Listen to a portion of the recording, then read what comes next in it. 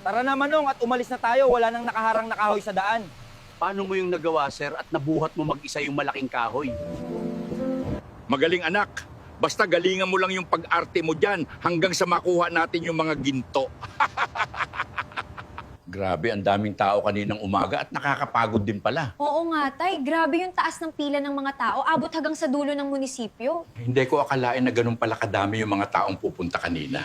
Buti na lang po, Tay, at madami yung dala nating bigas at groceries kanina. Kaya nga anak, buti na lang at nabigyan naman lahat ng tao na nandun. Sumobra pa nga ng kaunti, Tay, at dinamihan ko talaga yung binili kong bigas.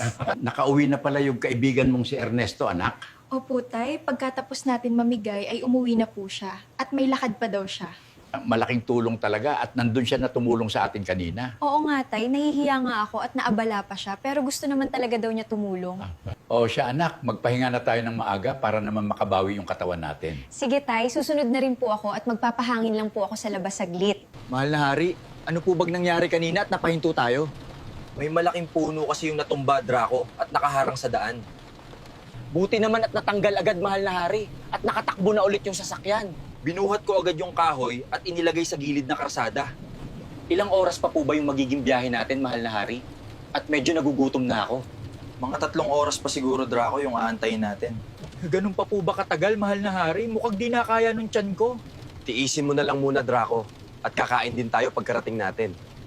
O, sino yung mga nagugutom at gusto magwewe? Mag-stop over tayo dito nga mga 30 minutes bago tayo bumiyahe ulit. Ayun, mahal na hari. Tamang-tama at may kainan sa harap. Sige, Draco. Bababa tayo at kakain saglit. Takaw mo talaga, Draco. Grabe, kakaiba din tong pagkain nila at nakalagay sa TV, mahal na hari. Saan kaya lalabas yung pagkain, Draco, pagkatapos nating makapili? Baka po parang magic at lilitaw agad sa harap natin, mahal na hari. Baka nga, Draco. At sige, pumili na tayo ng kakainin natin. Okay na siguro tong in-order natin, mahal na hari. At pipindutin ko yung... Okay, but... Bakit papel yung lumabas? Draco, scam siguro yung machine nila. Iwan ko nga, mahal na hari. Akala ko nga rin pagkain yung lalabas. Ipasok na lang siguro natin to sa loob, mahal na hari. At magtanong tayo. Buti pa nga, Draco, at nang makakain na tayo.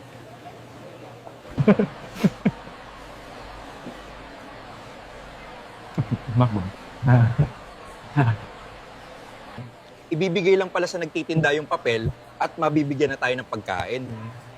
Kakaiba din tong bilihan ng pagkain na to. Pero sa totoo lang, masarap yung pagkain nila dito, Draco. Oo nga, mahal na hari. Sobrang sarap nga. Ano anak, nalaman mo na ba kung saan nilagay ni Nestor yung mga ginto? Hindi pa, Daddy. Pero bukas, babalik ako doon at magtatanong na ako. Sige, at wag mo nang patagalin anak at kailangan na nating makuha yung lahat na pa. Don't you worry, Dad. Ako na po bahala. Bukas, dumiskarte.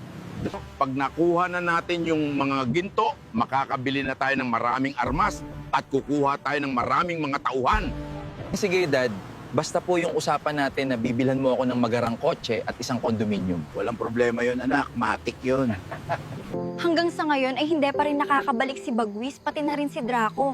Kumusta na kaya sila doon? At sana ay okay lang silang dalawa. Sobrang namimiss ko na si Bagwis at sana balang araw magkita kami ulit. Mabuti na lang at ay nakilala akong bagong kaibigan. In fairness, ang bait din ni Ernesto at masaya rin akong nakilala siya at may nakakausap at nakakasama ako habang hindi pa bumabalik si Bagwis. Walang gagalaw, tahimik lang ang lahat. Mga gamit nyo, ilagay nyo dahan-dahan dito. Walang bigla ang kilos. Ano bang nangyayari dito? At parang may masamang balak tong lalaking nakaitim. Masasama yung manguha ng gamit na hindi sa'yo. Akin na yung baril! Bitawan mo yung kamay ko, kundi masasaktan ka sa akin. Huwag ka na pumalag at hindi ka na makakagalaw dyan.